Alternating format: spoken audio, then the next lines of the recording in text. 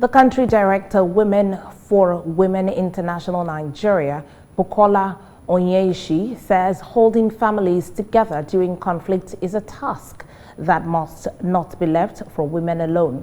Over time, women have been bearing the brunt of conflict, having been made widows sooner than expected. However, there is still hope, and this can change if society rallies around these women. This is the focus of the gathering, which x-rayed roles of society in making the world a better place for women. According to the guests who were gathered at the event in Lagos, women should be empowered for sustainable development.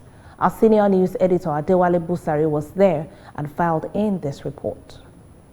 It was a gathering of women and men across every strata of the society. The mission is to assess the impact of society contribution to upgrade families and, by extension, the nation. At the center of the discourse is the roles of women and the responsibilities of the society at large. The key point is the effect of conflict on families and how to empower women as catalysts of transformation for change, partnership, collaboration, and above all, to build a future where every woman have equal access to opportunities.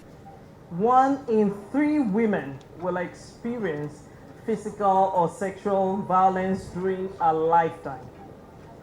Now imagine that woman living in the midst of conflict.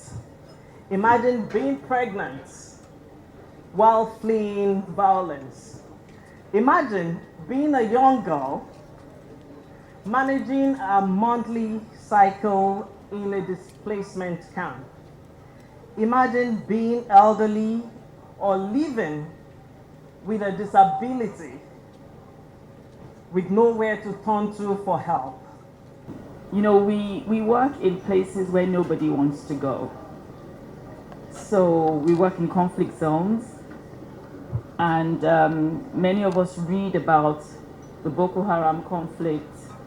We read about the conflicts with the Fulani headsmen. We read about the ethnic conflicts, but it's numbers.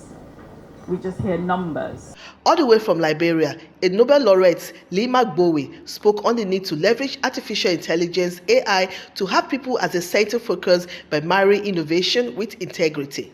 Other guests also shared their views on making the world a better place for women. Those are the prospects of AI that education-wise, we can sit in classrooms and have conversations with students in different countries. You can do this and do it's amazing.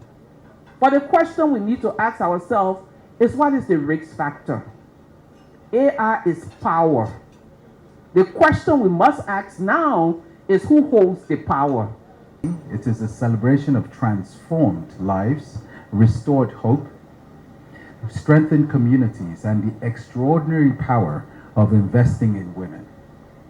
Tonight, we honor not only just an institution, but a movement that has empowered thousands of women to move from vulnerability to resilience, from exclusion to opportunity, and from surviving to thriving. Empowering women is a very important thing for us as a country. One, because what we have currently is what is called feminization of poverty. If you look at the poverty in the land, women are mostly affected. So strengthening women, strengthening their voices, empowering them with resources, empowering them with power and agency would go a long way in responding to the problems that we have in the country. The takeaway from the gathering is simple. Although there are too many women living through conflict and crisis, but when people come together, the partnership can build a future where every woman affected by conflict has the opportunity not only to survive, but to thrive.